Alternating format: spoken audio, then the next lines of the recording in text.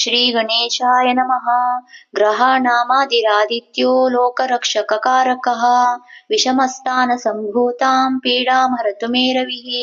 रोहिणेश सुधामूर्ति सुधागात्रः सुदाशनः विषमस्थानसम्भूतां पीडां हरतु मे विदुः। भूमिपुत्रो महातेजः जगतां भयकृत्सदा दृष्टिहर्ता च पीडां हरतु मे कुजः। उत्पातरूपो जगतां चन्द्रपुत्रो महाद्युतिः सूर्यप्रियकरो विद्वान् पीडां हरतु मे बुधः। देवमन्त्री विशालाक्षः सदा लोकहिते रतः अनेकशिष्यसम्पूर्णः पीडां हरतु मे गुरुः। दैत्यमन्त्री गुरुस्तेषां प्राणदश्च महामतिः प्रभुस्ताराग्रहाणां च पीडां हरतु मे प्रभुः। सूर्यपुत्रो दीर्घदेहो विशालाक्षः शिवप्रियः मन्दाचारः प्रसन्नात्मा पीडां हरतु मे शनिः।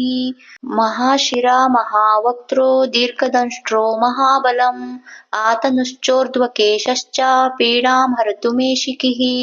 अनेकरूपवर्णैश्च शतशोथसहस्रशः उत्पातरूपो जगतां पीडां हरतु मे तमः।